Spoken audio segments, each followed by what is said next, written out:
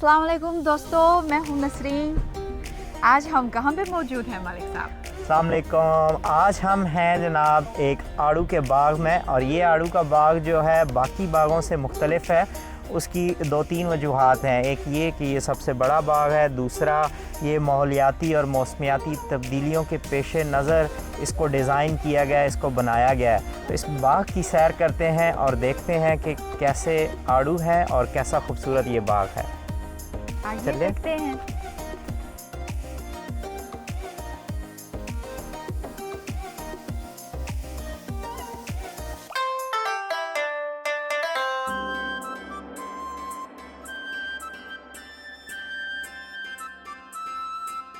Beijing के जिला फिंगू में पैदा होने वाले आड़ू अपनी खुशबू, लजीज जायका, खूबसूरत रंगत और आलूदगी से पाक होने की वजह से अंदरून और बैरून मुल्क मशहूर हैं।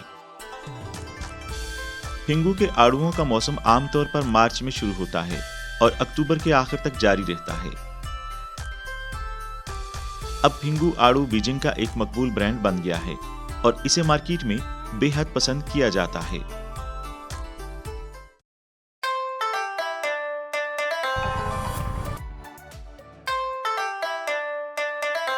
जी, हम मुकाबला यहाँ से शुरू करते हैं। और कौन सा मुकाबला?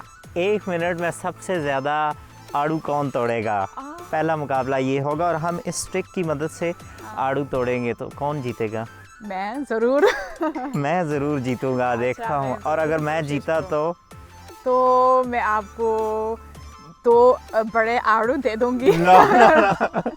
2 आड़ू तो वैसे ही मुझे मिल जाएंगे, आप मुझे खाना खिलाएंगी। ओके, ठीक है, नो प्रॉब्लम। आपने पिछले साल भी वादा किया था।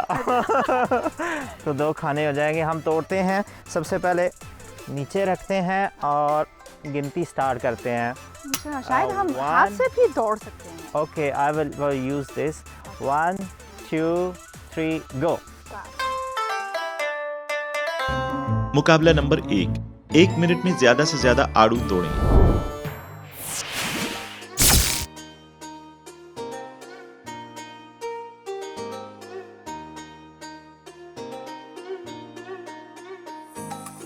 मेरी बहुत भारी है टोकरी और मैं मुकाबला जीत गया हूँ। हाँ, इसीलिए मैं आपको खाना खिलाऊंगी, ठीक है? तो मैंने सिर्फ 5 तोड़े हैं, आपने बहुत ज़्यादा तोड़े बहुत हैं। ज़्यादा, ये तो 5-10 किलो तोड़े हैं मैंने। इसीलिए आप जीत गए हैं। मैं जीत गया हूँ। लेकिन मेरे आड़ू ज़्यादा खूबसूरत होते हैं। आप भी खूबसूरत हैं। ओह, ये आपके लिए इनाम है। शेष इस पर क्या दर्ज है? ये चाइनीज़ कैरेक्टर्स हैं, या खुशी या मुसरत और लंबी उम्र। फू एंड शो। शो, इसका मतलब है खुशी और मुसरत और लंबी उम्र। पाकिस्तान में हमने देखा है कि वो स्टिकर यूज़ करते हैं। जब हम स्टिकर उतारते हैं किसी भी फल पर तो उसका छिलका साथ आ जाता है। लेकिन यहाँ एक जदीद टेक्नोलॉजी इस्तेमाल की गई है जिसमें अल्फाज तो इस पर नक्श किए गए हैं, लेकिन इसको आपको रिमूव करने की ज़रूरत नहीं होती। आप इसी तरह इसको खा सकते हैं। तो यकीनन ये एक जदीद टेक्नोलॉजी है। जी, वो कैसे इस्तेमाल की जाती है तो हम ज़रूर देखेंगे। हमारे साथ आइए। हमारे साथ रहिए, हम आपको दिखाएंगे कि ये टेक्नोलॉजी कैसे इस्तेमाल होती है और कैसे इस पर अल्फाज दर्ज होते हैं।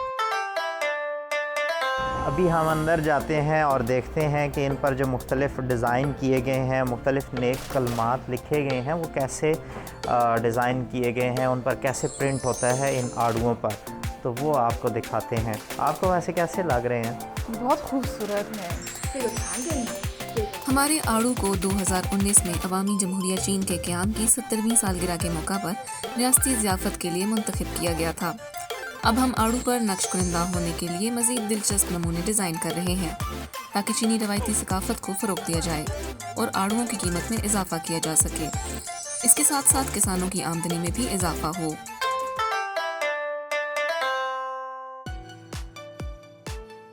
आड़ू पर नक्श के अलावा मुकामी ज़राई कारकुन आड़ू के लिए दीगर प्रोसेसिंग चैनल्स भी तैयार कर रहे हैं। मिसाल के तौर पर कुछ आड़ू अच्छे मयार के होते हैं लेकिन नाकस ज़ाहिरी शक्ल की वजह से उन्हें डिब्बे में बंद किया जा सकता है, जबकि हम महफूज शुदा फल और आड़ू जाम बना सकते हैं ताकि उसकी इजाफी कीमत को बेहतर बनाया जा सके।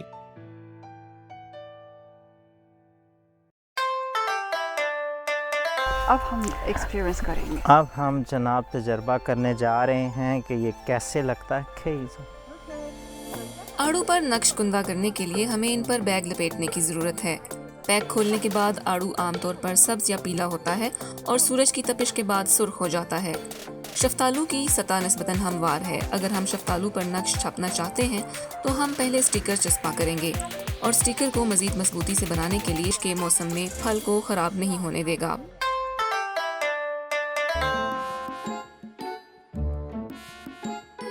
टास्क मवाद। आड़ू पर स्टिकर लपेटने की कोशिश करें, देखें कि कौन कम वक्त में ऐसा करता है।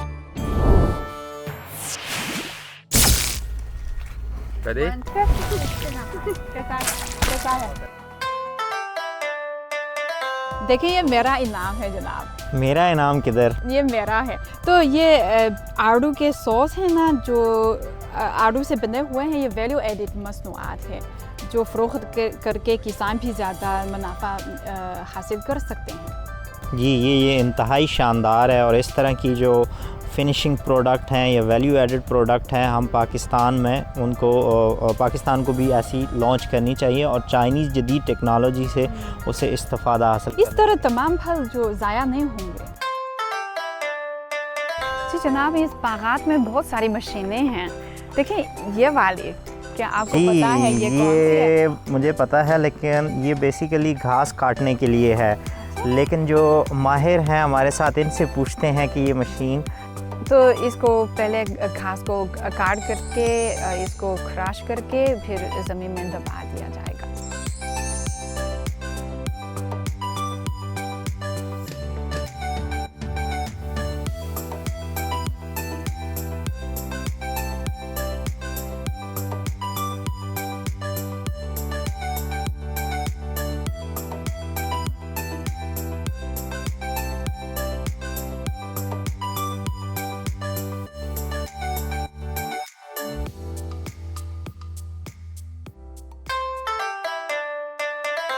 ये ज़मीन बहुत नरम है और ये टीले बने हुए हैं। तो ये ज़रा बुलंद ऊंची ज़मीन है जो टीले बने हुए हैं। ये मशरूम भी हमें नज़र आ रहे हैं। तो ये कैसे लगते हैं? आप मुझे भी मालूम नहीं, हम प्रोफेसर से पूछ लेंगे। हमने जंगल के नीचे मईशत भी तैयार की है, जैसे आड़ू के दरख्तों के नीचे मशरूम उगाना। हम आड़ू के दरख्तों के फासले को नबाताती मिट्टी डालने के लिए इस्तेमाल करते हैं, फिर मिट्टी में फंजाई लगाते हैं और फिर सबस्ट्रेट मिट्टी को ढांप देते हैं। ये 20 दिन पहले लगाया था। आप देखिए अब इसमें फंगस है। क्या आप इसे देख रहे हैं? सफ़ेद रंग है, ये फंगस है। ये निशानी है कि मशरूम जल्द ही निकल आएगा।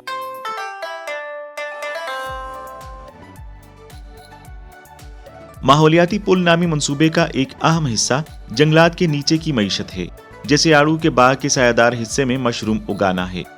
ज़ायाशुदा आड़ू की शाखों को पानी, हलचल, बैगिंग, नसबंदी, टीकाकारी और दीगर अमल के जरिए मशरूम की लाठियों की शक्ल में काश्त किया जा सकता है। इसे ज़ेरे खामरा मिट्टी में भी कुचला जा सकता है। ये सबस्ट्रेट मिट्टी आड़ू के दरख्तों के लिए कुदरती ग़िज़ाई अज्जा भी बन जाएगी। मुकामी गुर्बत के खात्मे की मुहिम के एक हिस्से के तौर पर जंगलात के नीचे की मईशत मुकामी किसानों को मशरूम और आड़ू की फरोख्त से अपनी आमदनी बढ़ाने का एक अहम जरिया है।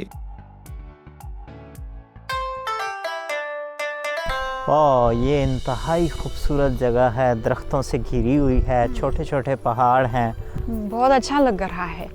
तो लेकिन ये लोग क्या कर रहे हैं? और ये काले रंग के ये काली रंग की मिट्टी जो है नरम लग रही है और खाद के तौर पर इस्तेमाल हो रही है, मेरा ख्याल है। लेकिन पूछते हैं, ये माहिर यहाँ पर हैं, किसी से पूछ। यहाँ भी बहुत सारे हैं।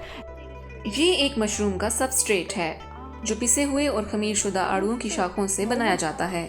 हम मशरूम फंगस लगाने जा रहे हैं और फिर मशरूम फंजाई में उगेगा और सबस्ट्रेट फंगस को खिलाएगा और फंजाई बाद में मशरूम में बाहर निकल आएगा। ओके, आम मिट्टी और जो आम मिट्टी में मशरूम उगता है और जो यहाँ पर उगाया जाता है उनमें फ़र्क क्या है? आम मिट्टी में तो वो ज़्यादा नामियाती नहीं होता। ये आड़ू की शाखें हैं जिन्हें हमने काट दिया है और हमने मकई के कुछ डंडे और कॉर्न कॉब्स शामिल किए हैं जो सड़े और खमीर होने पर स्याह हो जाएंगे। अब वो हमें दिखाएंगे कि कैसे मशरूम लगाना है। हाँ। ये मशरूम फंगस है। हम इसे अखरोट के साइज़ के टुकड़ों में तोड़ देंगे। इन टुकड़ों को सबस्ट्रेट में डालेंगे और फिर इन्हें मिट्टी और घास से ढांपेंगे। इसको टुकड़े टुकड़े में डालें फिर जरासीम से पाक माहौल में फंगस की छड़ियाँ चावल की भूसी और चूरे से बनाई जाती हैं। मशरूम फंगस लगाने से पहले हम सबसे पहले हुमस मिट्टी में 10 सेंटीमीटर के फासले पर गड्ढे खोदें। माइसीलिया की हिफाजत के लिए बेहतर है कि हम मशरूम के फंगस को ना कुचलें। हमने इन बराबर साइज के टुकड़ों को गड्ढे में डाल दिया है और फिर उन्हें 3-4 सेंटीमीटर हुमस मिट्टी से ढांप दिया जो उन्हें नम रखती है।